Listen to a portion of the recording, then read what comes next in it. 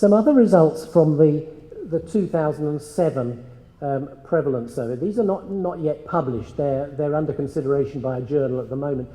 This was our attempt to try and calculate, on the basis of the things people told us, of what proportion of gambling on different types, different forms of gambling, was contributed by people who had gambling problems.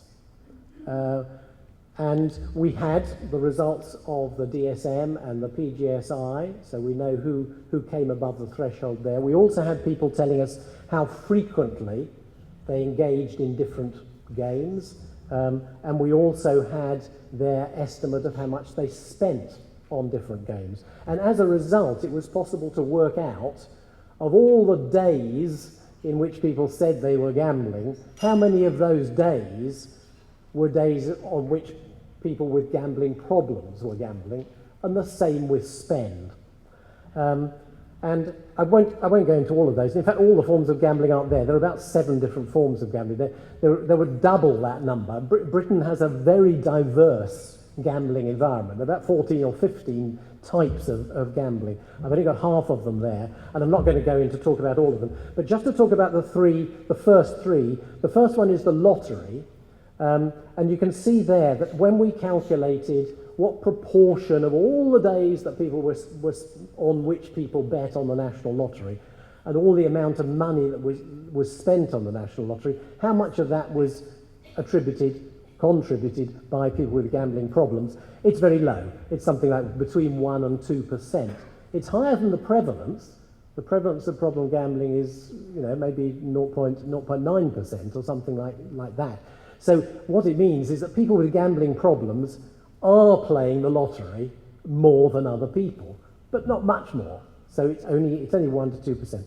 The second couple of bars are slot machines, and you can see there the figure is much greater. It's somewhere in the region of 10 to 15%. When I say slot machines, these are I think a bit like your poker machines. They're types of electronic gambling machines, but they're not.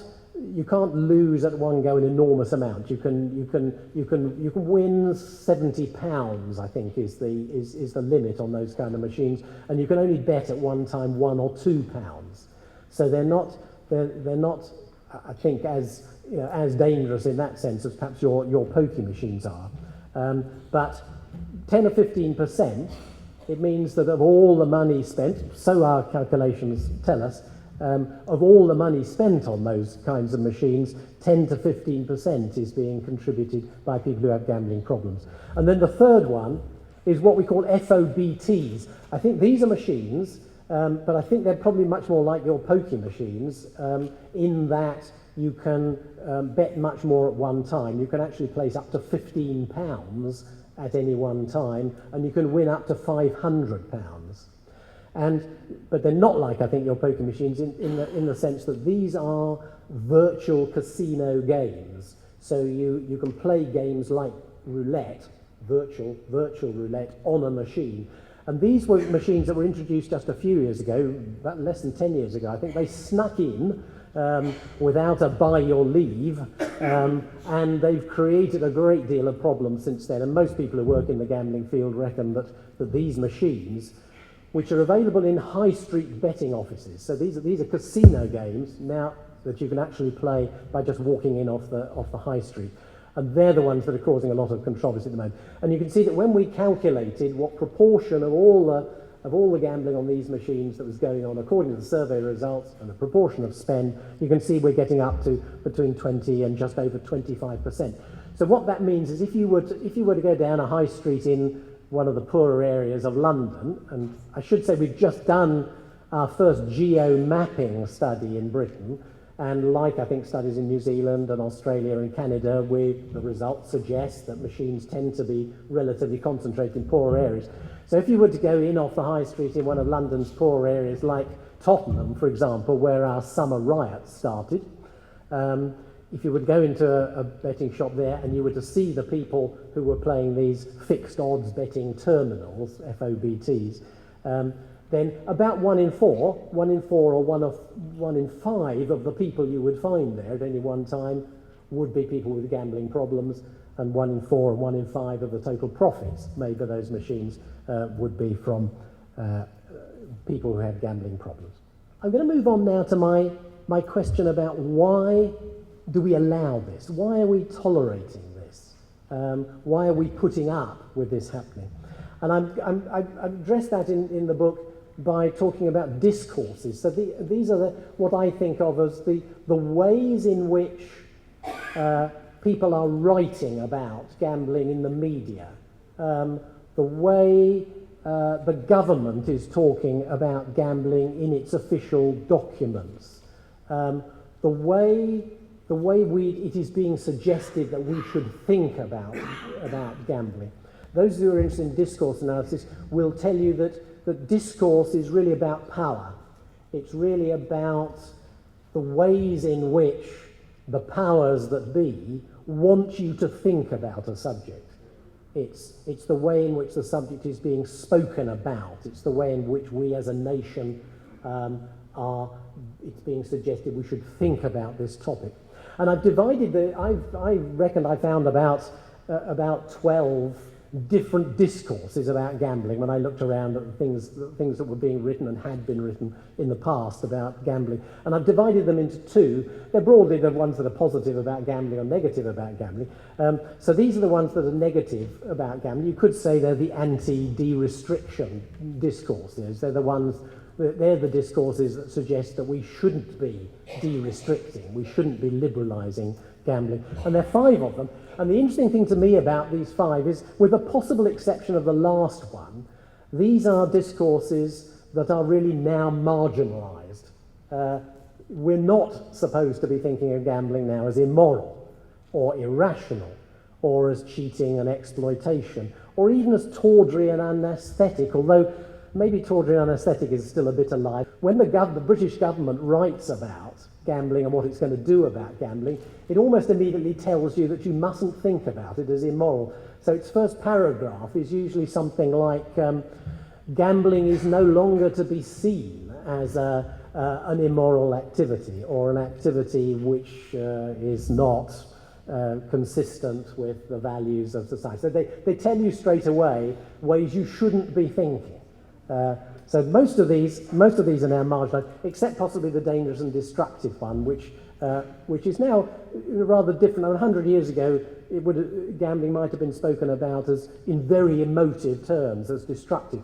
We now think about it as destructive in a much more technical sense, as being potentially addictive and harmful in that sense. But most of these negative discourses are now marginalised, unlike the positive gambling discourses, which are very much alive and well, and these mostly are the ways in which we are being told to think. We are, if you like, being manipulated into thinking about gambling in particular ways, with the possible exception of the first one. You don't hear us being told very often that gambling is character building these days, although in the past, of course, there's been a lot of that. It was the idea that it was manly, anyway, I don't know about womanly, but certainly it was manly to be able to bet freely and to be calm in the face of loss. And Rudyard Kipling's poem, If, voted not long ago as Britain's favourite poem, says something about being cool in the face of loss and so on. If you're a man, a real. But not about character building. But all the others are very much alive and well. The harmless amusement one, very much so. I think somebody was saying yesterday that gambling is now portrayed as an entertainment, a leisure entertainment, or an amusement. Britain has a tradition of thinking of electronic gambling machines as amusements. So if you go around Britain and you see arcades with lots of machines in, they've often got the word amusements outside. So harmless amusement.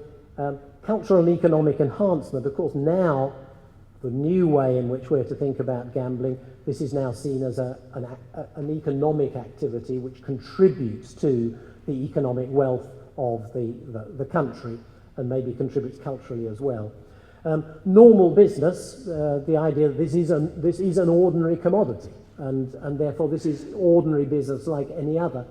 And in Europe, that's taken a particular form because the European Union is principally a trading union. That's how it started.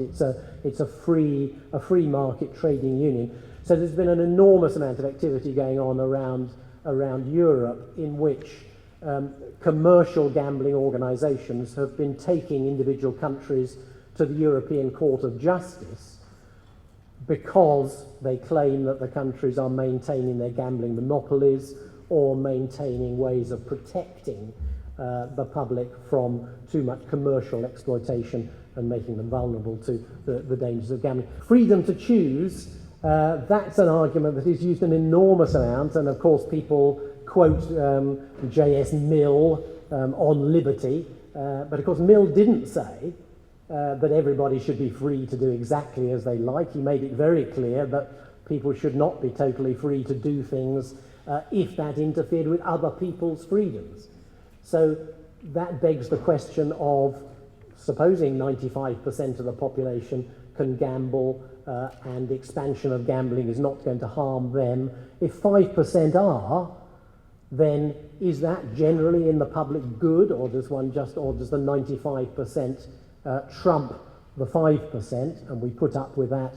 Are we looking at just the happiness of the majority? Where does the public good stand when there is a significant minority of people who are harmed by an activity? And then finally, and this is a really important one, there's responsible behaviour.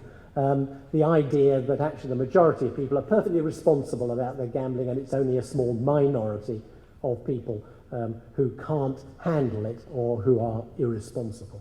A trinity of concepts. You might think they're a holy trinity. Who could possibly be against responsible gambling, harm minimisation, corporate social responsibility?